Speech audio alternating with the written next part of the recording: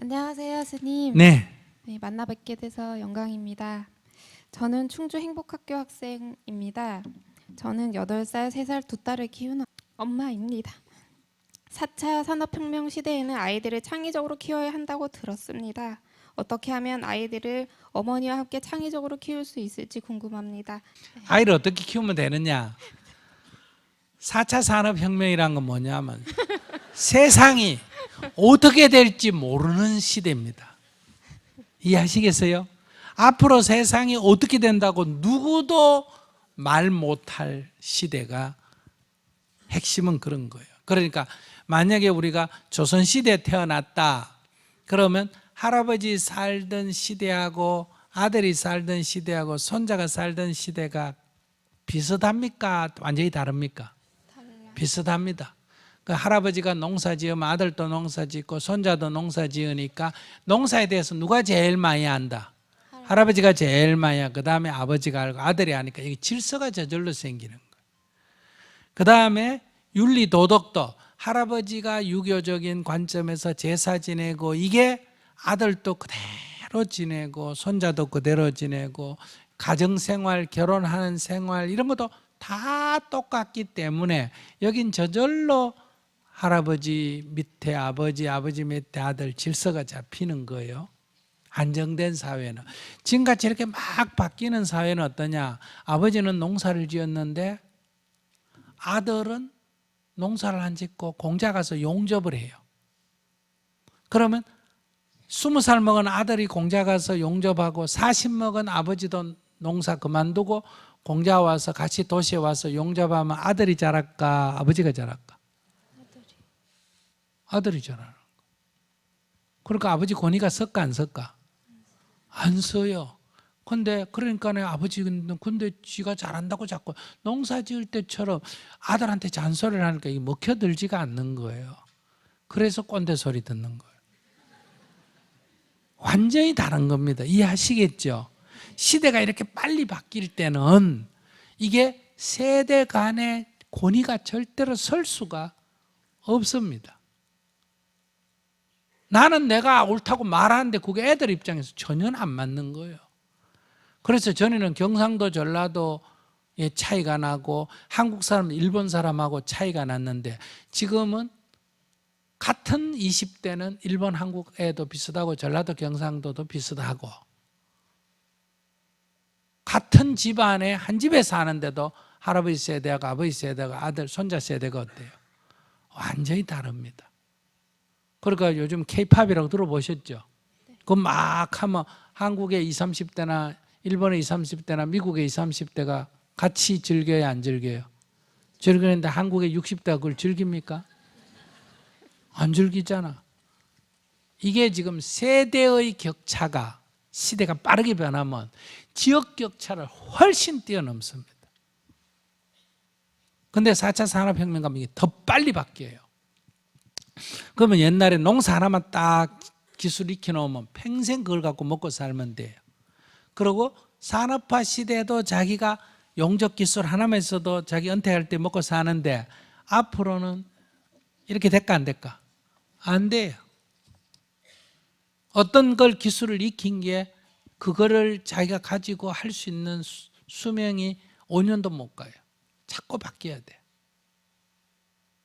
그러면 여기서 특정한 기술을 훈련시키거나 특정한 지식을 하는 거. 전에는 대학을 나와가 지식을 딱 익혀놓으면 그걸 갖고 죽을 때까지 써먹다가 죽는 거예요. 미국에 유학을 갔다 오면 그걸 죽을 때까지 대학 교수가 써먹는데 지금 미국 유학 갔다 와도 써먹을 수가 없어요.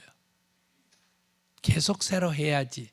그러면 지금 4차 산업혁명이든 미래사회에 대비할 수 있는 아이는 어떤 기술을 익히는 게 아니고 뭐든지 상황에 접하면 이거 일이 생기면 이거 할 줄 알고 저거 일이 생기면 저거 할 줄 아는 적응력을 뛰어나게 훈련을 시켜야 돼요. 제 말 이해하셨습니까? 앞으로 뭐가 된다 이런 예측은 안 맞아요. 누구도 할 수도 없고 뭐가 돼도 좋다. 농사일이 생기면 농사일 할 줄 알고 용접할 일 있으면 용접하고 뭐 컴퓨터 할 일 있으면 컴퓨터하고 이렇게 이거 뭐든지 할 수 있는 그러려면 애가 어릴 때부터 어떻게 해야 된다? 방청소도 할 줄 알고, 뭐 빨래도 할 줄 알고, 뭐 컴퓨터도 할 줄 알고, 이렇게.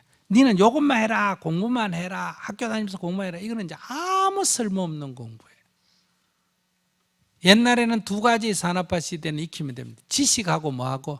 기술. 지식을 익히고 기술을 익히면 평생 먹고 삽니다. 교육이 그래서 중요했던 거예요. 딱 이거 지식만 나왔다, 기술만 익혔다 그러면 안정된 직장을 가졌는데, 지식과 기술이 필요가 없으면, 지식은 뭐 하면 된다?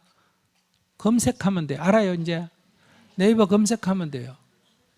남한테 물을 필요가 없어요. 머리 넣어놓고 고장, 요 머리 아픈데 요 넣어놓을 필요 없어요. 검색만 하면, 눌리기만 하면 돼.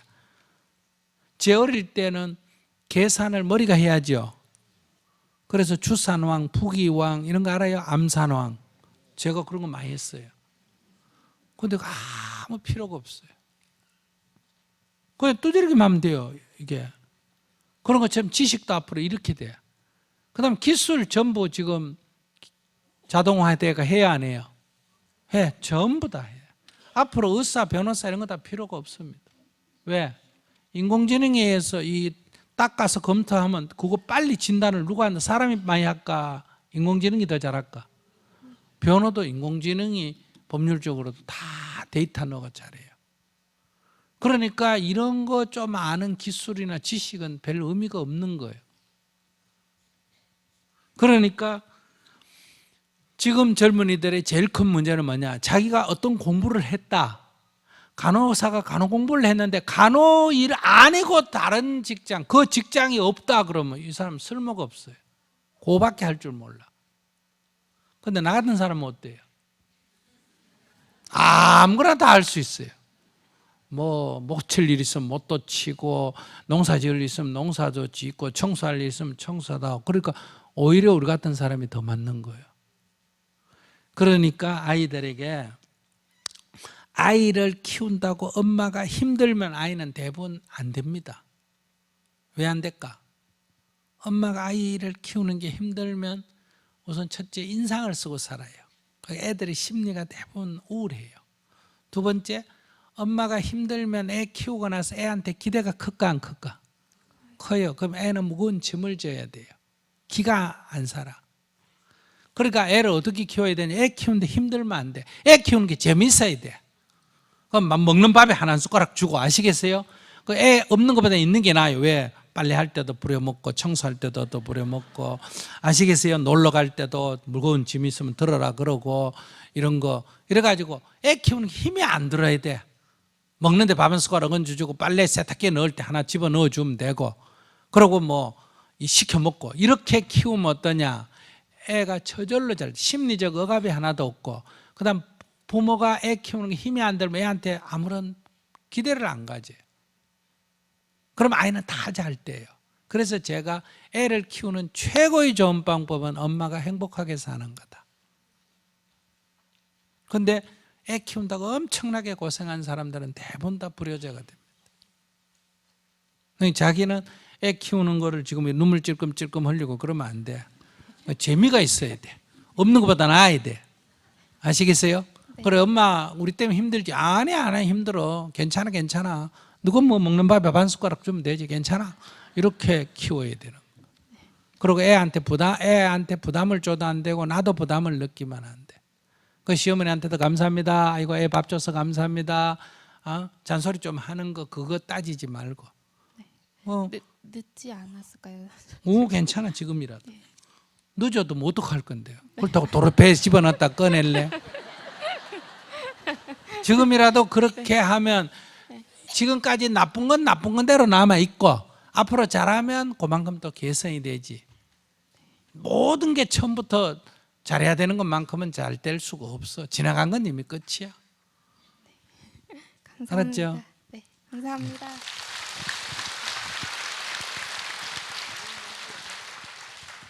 제 말 이해되세요? 애를 어떻게 키워야 된다고? 막 키워야 돼. 재밌게 키워야 돼. 재밌게. 근데 절대로 아이한테는 야단치면 안 됩니다. 때려도 안 되고 고함질러도 안 되고 욕해도 안 됩니다. 그럼 아이 심리가 위축이 됩니다.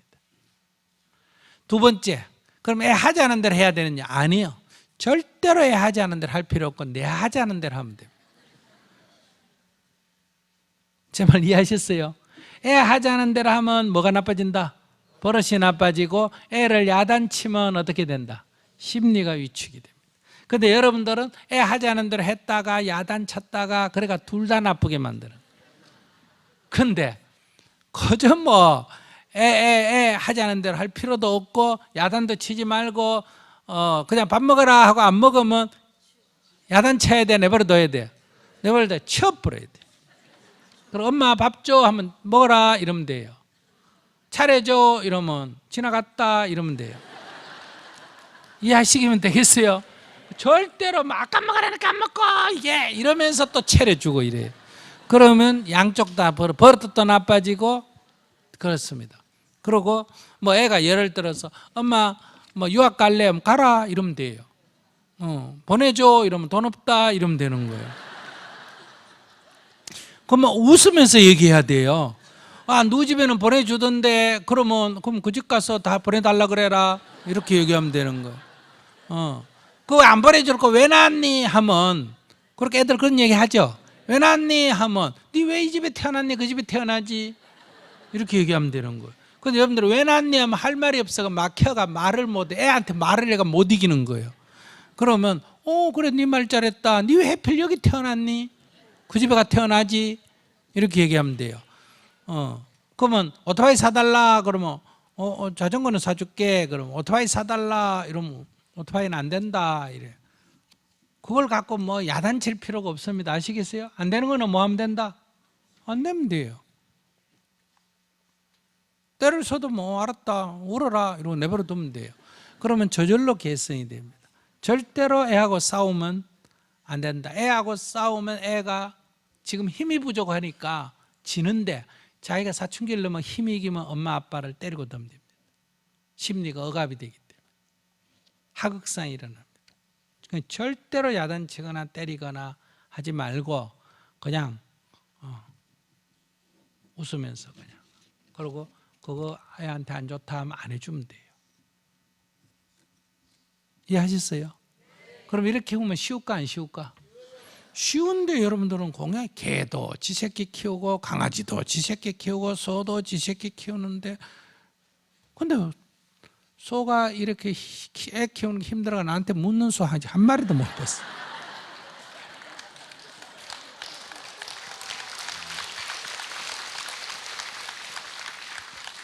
근데 여러분들이 자꾸 이거를 너무 힘들게 지금 해서 부담을 갖고 있고 애한테도 안 좋고 여러분한테도 안 좋은 거예요. 아이를 위해서 희생하고 이런 거 안 좋은 거예요. 그리고 방이 하나밖에 없다 응접실이다 그럼 애 방이 자기 하고 자기는 응접실에 자기 바보 같은 짓이에요. 딱 우리 부부는 어디 자고 방에 자고 애들은 어디 지온다 응접실 지우고 이렇게 해야 돼요. 3살까지만 봐주고 3살 넘으면 무조건 질서를 딱 잡아야 돼요.